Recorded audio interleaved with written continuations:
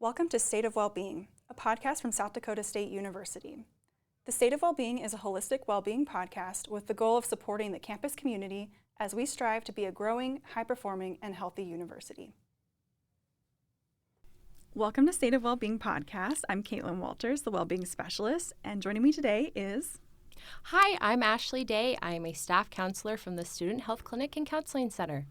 So Ashley and I today are going to be talking about digital wellness, something that we both are kind of really passionate about, and something that we've been working on here on campus. And so really I wanted to start off with, what do you think of when you hear digital wellness? Yes, so my definition is digital wellness is the pursuit of an intentional and healthy relationship with technology. So digital wellness encourages individuals to find a balance between their online and offline lives, fostering a healthier interaction with digital tools and platforms. I did put pursuit because I don't think it's ever going to be a perfected formula. Maybe I'm wrong. Like one day it'll be great, but for right now, I feel like it is something we're all just trying to do our best with. I love that. I think that is so true. A couple words that stuck out to me were balance, obviously pursuit too. I just find that it is more about balancing it, right? Because it's not fair to expect like we're ever going to get rid of any of this technology or these digital tools that we have. So it's about finding balance. I like to have, my definition is very similar. I'll read it out loud quickly, but the ability to recognize and manage the influence of digital technologies on one's overall well-being. Digital wellness includes creating sustainable habits for technology use in one's daily life. And I think like that balance and also that sustainable, like how can we make this so that it's not detracting from our lives? It's something, it's these habits that are things that we can do each day to encourage a healthy balance and a healthy relationship with our tools that we use. I recently got back from a conference and they had this prompt where we talked in a group on what are the biggest positives from your digital technology use and what are the biggest drawbacks from your digital technology use. So I wanted to ask you that. What are maybe 2 or 3 of your biggest positives when it comes to your digital technology use? Yeah, I love this question because right now I feel like digital use is somewhat negative. So I appreciate this question. So my biggest positives are I love taking pictures on my phone, whether it's the sunset or my cats. I think I have almost 10,000 pictures on my phone just to gauge that. Another thing is I have a smart washer, so I can control the cycles on my phone. So I really appreciate that. Another one is Spotify. I feel like that is something that I use every day. Music is very important to me. Curating playlists for the different seasons and things like that. Those are my favorite things about digital. Wow. The washer is like mind-blowing to me. That's like a life goal right there. Yeah. For me, I think that I live pretty far away from my parents and from my grandfather. And something that we started during the pandemic and we've just kind of kept going. Sunday nights, we do a Zoom check-in with the family. My mom sends the request every week. And it's just kind of helped with that connection with my grandfather who's aging, with my parents, with my brother, and even my cousin as well. And so there's kind of just like this whole family group. And for about an hour we get on, we just check in. How's your week been? But for me, it's that like it really has improved my social connection with family members that live far away from me. I also agree with you on the music piece. Music is an important part in my life as well. And so I love having access to new music and different music. And then I also think just like the ease of access to information, like you can really, you can be exposed to different ideas and different perspectives, but then also just like you can Google things, right? Like I've never thought I could Google. Oh yeah, I forgot. I've always wondered this my entire life. I could just Google it, right? And so that's really nice. I don't know if you've ever done this. I haven't. It's kind of an embarrassing, like your brain, like you're like, why would I think that? But I've once thought like, can I Google where my car keys are? I was like almost going to Google like, where did I leave my car keys? So I think maybe this kind of goes to the next piece of it. There is like a double edge to that is maybe we have access to too much information or we're like a little bit more reliant on being able to just simply Google things. I can't Google where my car keys are. I think maybe another drawback for me is also, the social connection. If you think of like social media, to me, I see all of these friends on social media that I've known since high school or even younger, but I'm not like reaching out to them very often because I'm like, well, I see what they're doing. You know, my friend posts a picture of her kids every day. I know exactly what they're up to. So I kind of feel like I don't have to reach out. And then I'm actually missing out on, like, you know, she's only sharing a tiny % of her life on social media, but I feel like, oh yeah, I know what she's up to. And so I think maybe it's also kind of detracted from some of my social connection in other ways because I'm just kind of relying on like seeing her pictures on Instagram every day. Yeah, I really appreciate you saying that because I think ever since the pandemic, it has just been a little bit easier to maybe acknowledge a friend by liking their post or maybe commenting something, but not actually sending them a text or giving them a phone call, that like genuine interaction. Yeah. Do you have any other negative drawbacks? I sure do. Doom scrolling, I feel like, is a buzzword right now, which I can relate to. I feel like sometimes I can scroll on Twitter or maybe watch some Instagram reels and an hour has gone by. And then that guilt sets in of what did I just do for an hour and what could I have been doing? Things like that where I get kind of frustrated of, am I using my time wisely? Another thing that I put down is quality time taken away from loved ones. So an example I have is maybe sometimes on the weekend where my husband and I are just de-stressing, hanging out. We're both on our phones, but we're not actually like interacting with each other. Yes, we're in the same room. Maybe I'll hear a giggle from him or I'll make like a little comment, but that quality time is just kind of taken away. Mm-hmm. I see this a lot with my parents too, where it's like you're spending time together, but you're looking over and they're like scrolling Facebook. I see it with like all of my family members. We're all together, but we're kind of not really. I think that's a good point. Anything else you want to add to the positives or negatives in your life? I think another one is, this goes with work-life balance. I have my work email on my phone. Mm-hmm. So I think it's great because it reminds me, hey, you have a meeting in 15 minutes. I love that. But then if I get an email outside of work, I kind of rush to check it, which that may be a personal thing I need to check in with myself. But that importance of work-life balance and, you know, once it's the weekend and I'm not working, not looking at that. I think that's a really good boundary to try to draw.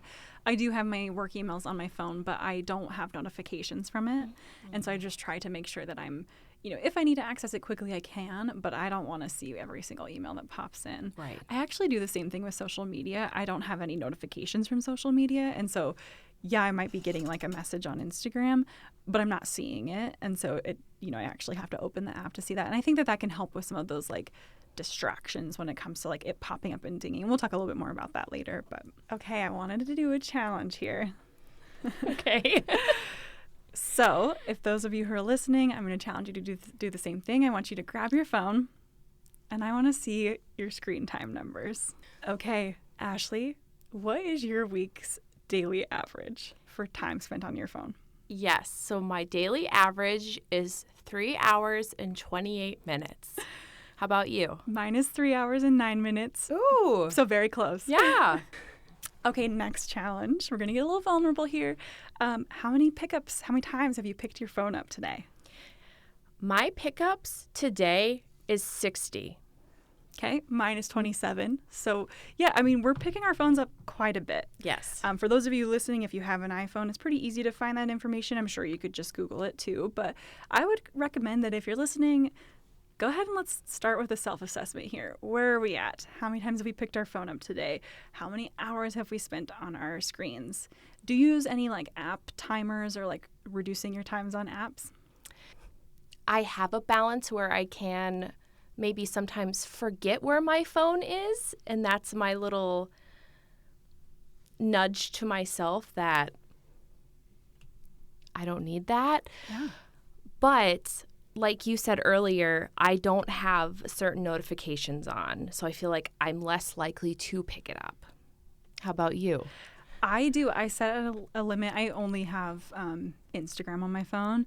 And so I do set a limit on Instagram. I can only spend 30 minutes a day on Instagram. And I try really hard not to hit ignore for 15 minutes, but I'd be lying if I didn't say that happened every now and then. So we wanted to talk through a little bit of just some averages on campus and then also off campuses.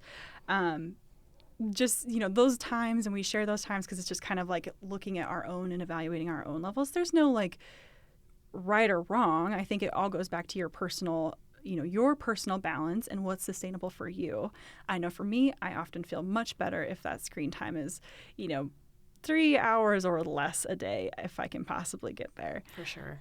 So on average, most people have between 80 to 144 pickups in a day. This is done on some national research. There's also some research out there that says that the average college student age person is spending around 8 to 10 hours a day on either a smartphone or devices. And that, that makes sense because a lot of students are using their computers to study. So it's not really possible to say, oh, just no screens whatsoever, because a lot of your textbooks, a lot of your studying is on your computer. On campus, 62% of students who responded to our survey said they spent 6 or more hours a week on social media. And then we also saw, related or not, in the same survey, we found that 71% of students struggled with procrastination. I've talked about this a little bit before. And 44% said that their procrastination impacted their academic success. I think what's also interesting, if we think about like stressors and things that students deal with, we also saw that 45% of students reported having struggles or challenges with their personal appearance in the last 12 months. And while, we can't draw any conclusions, I think it is important to note that increased usage of social media is also linked to some body image issues. And, if you think about what you're seeing on social media, you're seeing, I know my like recommended pages are a lot of like fitness influencers and like well-being influencers who are always trying to share, their exercise plans. And when you think about it, you're seeing very highly edited images. They're showing only pictures that, typically most people are only showing pictures that like they look incredible in, right? And so I think that's just something to keep in mind is when we're thinking about our usage of social media, how that might impact our struggles with our own personal appearance. Oh, I think those are really great statistics to discuss. If it's okay with you, talking about procrastination a little bit more, because I do often hear this in my office as well. Like, I have low motivation and I procrastinate. I don't know what to do. So to define procrastination involves delaying tasks, usually ones that are perceived as difficult, unpleasant, or overwhelming. This delay often leads to stress and anxiety, creating a cycle where the individual feels compelled to avoid the task even more. So I often hear in my office, I pick up my phone when I don't want to study for that test or I'm avoiding that homework that I don't know how to do. So when we talked about those pickups earlier of just picking up and going on Instagram or different apps instead of doing their homework, there is that factor of avoidance. So avoidance refers to the conscious or unconscious effort to escape certain situations or feelings. People may avoid tasks, decisions, or even emotions that evoke discomfort or fear, which can even manifest into procrastination. And I think that, I've also heard that not only is it linked to avoidance, it's also linked to a little bit of a fear of not being perfect. So you want to accomplish a task, but you also have these high standards that you've set for yourself. And if you feel like you're not going to reach those standards, that procrastination can come in there. I think a lot of times when we maybe see procrastination in the media or maybe hear it kind of talked about in general, there's this idea that it's more about being maybe lazy or not motivated, like just being like not willing to do something. But I think it's much more an avoidance, a fear of not meeting that like standard that you've set for yourself. Yeah, especially with perfectionism. They do often procrastinate because they feel the pressure to perform flawlessly. the prospect of not achieving that standard can, again, lead to avoidance of the task entirely. And like you brought up, fear of failure, like both procrastination and avoidance can be driven by fear of not meeting expectations or fear of the unknown. So then that leads to just more avoidance, and they don't know how to cope with that. Absolutely. Is there anything that you recommend when students come in that are struggling with procrastination on ways to kind of break that cycle? One thing I do in my office is I bring out my whiteboard and we basically make a plan. I have the student talk to me about, okay, what is on your to-do list? When is a good time to start studying? And what are some factors that may prevent you from doing these things? Just talking about each factor, but like breaking it up, because I think students come in and they feel so overwhelmed of, okay, I have this test tomorrow and I haven't even studied because I've been avoiding. The procrastination has been very relevant. So just almost like breaking it down, making a list, like, again, writing things out again can really help you. Like, okay, I have this assignment due tomorrow. I have this test on Monday. Just seeing it broken down can help a lot. Yeah. I like that you said, what time should I study? Kind of identifying the best times a day for you to do your best work, right? So would you consider yourself a morning person or an evening person? Where do you feel like you operate at 100% or close to? I feel like I am a morning person for sure, because when it is nighttime, that is time that I set aside for self-care and just recharging my battery. How about you? I would 100% agree. Morning, I'm a little bit more perky. I'm excited. I'm ready to go for the day. I would say like 10 o'clock, 10 a.m. is for me, that'd be my ideal study time because I'm awake, I've had my coffee, and I'm ready to go. But if you ask me to study at 7 p.m., no, I want to be like comfy. I'm ready to kind of like decompress from the day. So I think just identifying when do I work best and then planning your schedule around that. If you can schedule morning classes because you're going to pay attention better in those classes. If you can set aside study time in the mornings when you feel better, or if you're an evening person, opposite, right? Mm-hmm. Even where too. Like, are you studying in your dorm room? Are you going to the library? Are you going to the union? Like, that location matters too. So I think, we're talking about procrastination. I want to go back to the digital piece of all of this. I think it is really important to recognize that our phones are pretty highly addictive for a lot of reasons.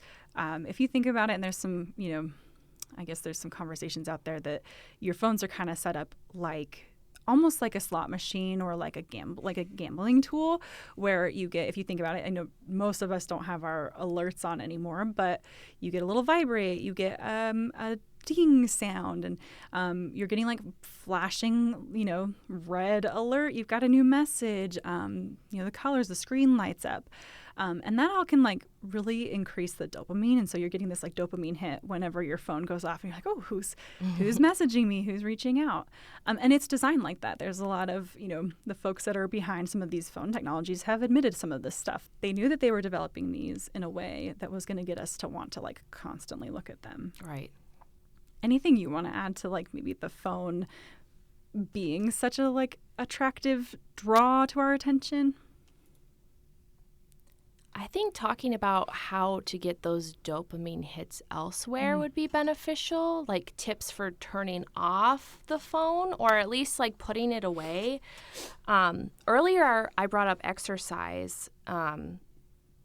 You feel a natural boost of your like brain's feel-good chemicals when you exercise, whether that's going on a walk or going to a yoga class. So like there are other ways to get that dopamine hit.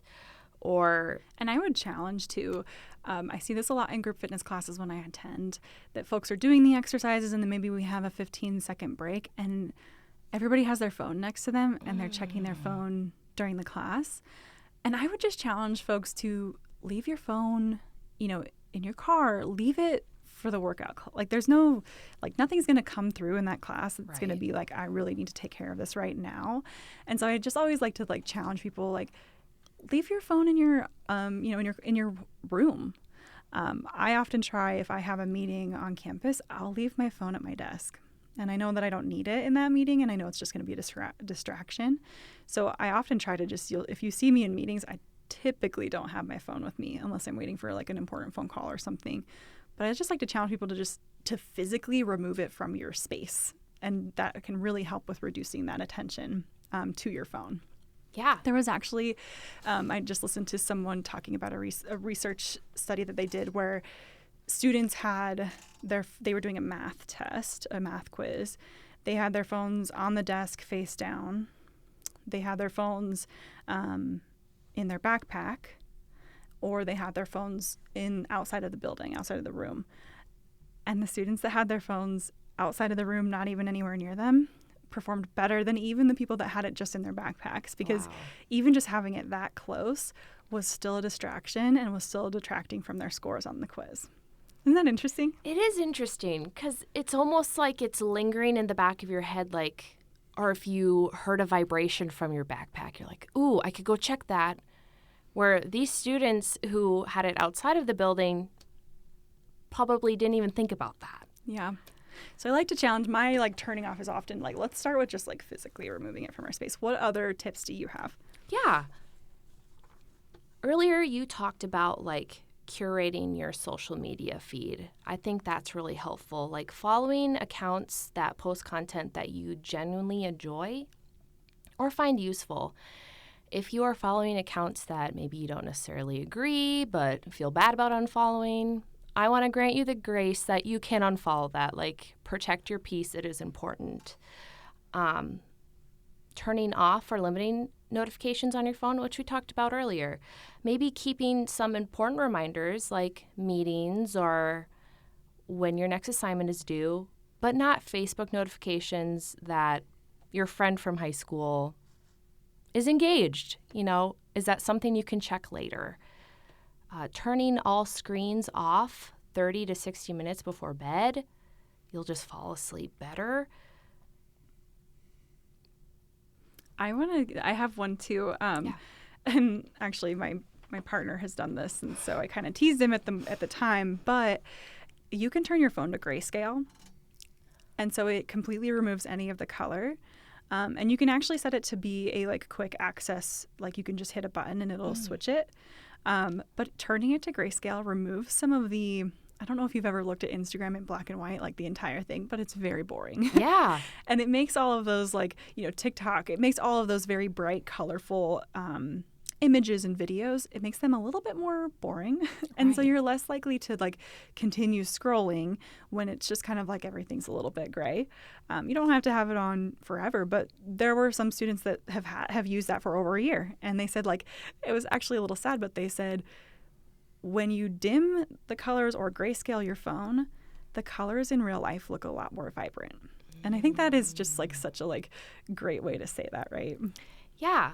With you bringing that up, that makes me think about spending time in nature. I know in the Midwest that can be a little tricky sometimes, but especially right now, the fall, all the leaves, just taking in everything, especially around campus. It's beautiful. Instead of just always looking down at your phone when you're walking around campus. I agree with that. And while, I know you said you like to take pictures, I think trying to, if you're going to go spend time in nature, I think it's fine to take pictures of something really beautiful so you can remember it.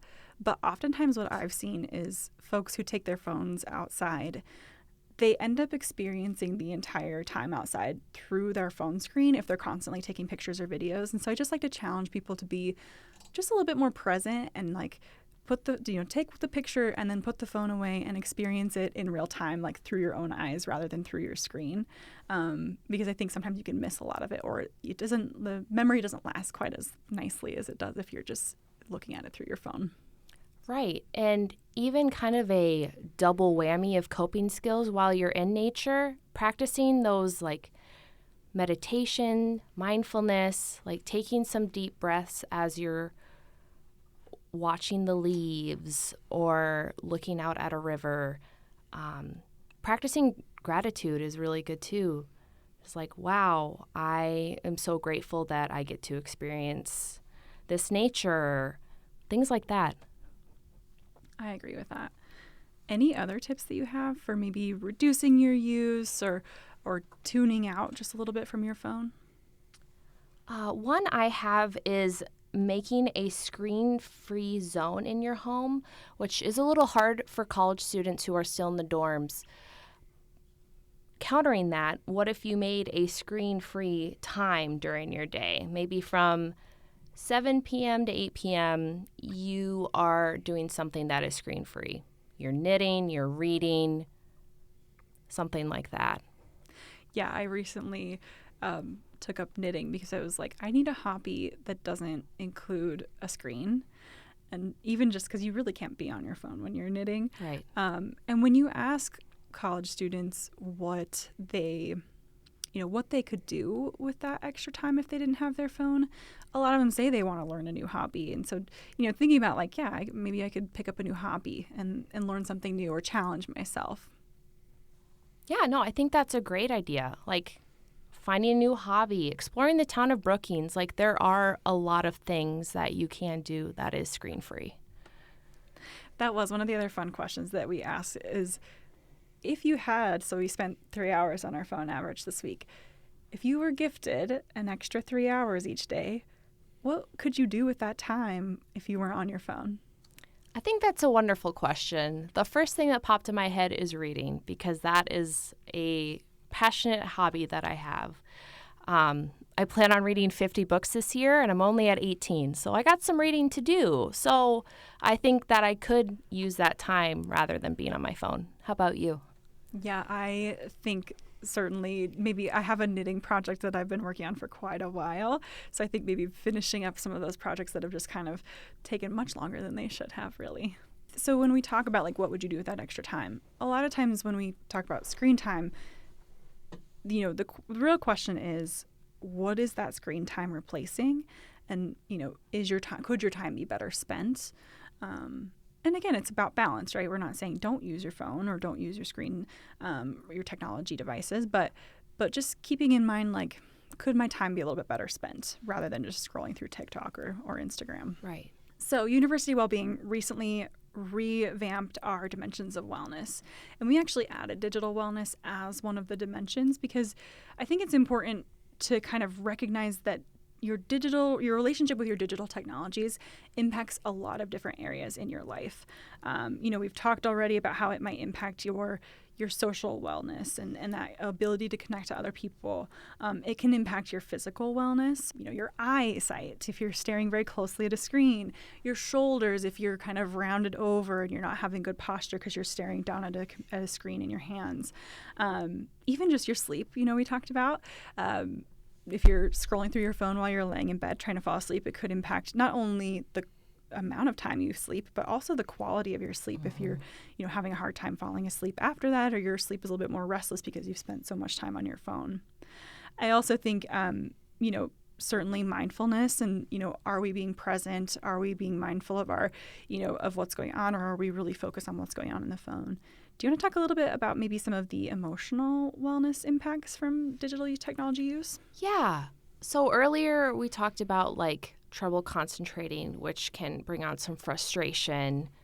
Earlier you brought up too of social media and how that affects how you look at yourself. Like if you are constantly comparing yourself to people who are maybe like content creators or influencers, like Caitlin brought up earlier, you are not always seeing reality, so that is sometimes hard to separate. We've also seen a rise too, if we think about our financial wellness and we think about maybe, sports betting or some of these different apps that are coming out or even just online shopping, right, where it's at your fingertips, you can hit order and it'll be at your house very quickly.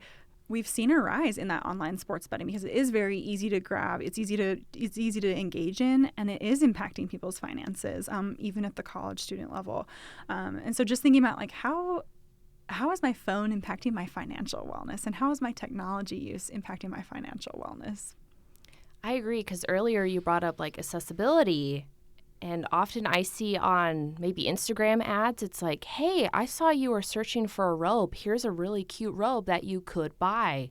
It's like, oh, perfect. I wanted this. And then there's other things that just keep popping up too, where it's like, is this financially sustainable? Yeah. And I noticed the other day I looked at a product online for a minute and I was kind of just reading about it, interested in what it was. I didn't want to purchase it. And now that's all I see on all of my ads is this one product that I spend a little bit of time looking at. And so, yeah, just being aware of like the push that they're, this is an intentional push to get you to purchase things.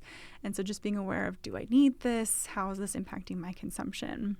So I think it's important to just think of how this can impact all of the different dimensions of your wellness. And it could be for good or for bad, right? And so not everything about screen use is a negative. I think there's a lot of tools out there that are really helpful. I think like when you were saying, recommending physical activity as a way to kind of disconnect from your phone, you can also use your technology to help motivate that physical activity. I know for me, I have a very specific podcast that I really love listening to, but I only listen to it when I'm weightlifting. And then that motivates me to, get in, go do my weightlifting that I've been putting off, because I get to listen to that episode that I really enjoy. And so just thinking about the ways that it can benefit you, but being very mindful about how we allow that into our lives. I also would want to just add that it's important to be critical about what we're seeing. I think with the rise of AI, we're seeing more and more things out there that we need to just stop and think, where is this information coming from? Is this real? Who created it? Where's the source from this information? I often think of Facebook. I don't know if your Facebook is flooded with a lot of AI generated images, but of course mine is. And I have even seen, my mom, she's liked a picture and it's like, Mom, this is clearly not a real picture. Why? So just keeping an open mind to, this might not be a real picture and I should kind of double check it a little bit before I just kind of take it in and absorb it as something that's real. Right. So all that said, again, I think it just goes back to the balance and finding sustainable habits that can use technology to improve your life and hopefully reduce the detractions or reduce the negatives that come with it. Anything else you want to add? I think some discussion questions that students can reflect on from this podcast is maybe what are 3 ways? What 3 ways could you improve your relationship with social media and technology? Caitlin and I earlier brought up some positives and drawbacks of technology. Maybe think of what are your positives and what are your drawbacks. Awesome. Well, thank you so much for joining me, Ashley. It's been great talking to you about this topic. Thank you, Caitlin. Thank you for listening to this episode of State of Wellbeing, a podcast from South Dakota State University. This podcast is brought to you by the Mental Wellbeing Team and SD State Health.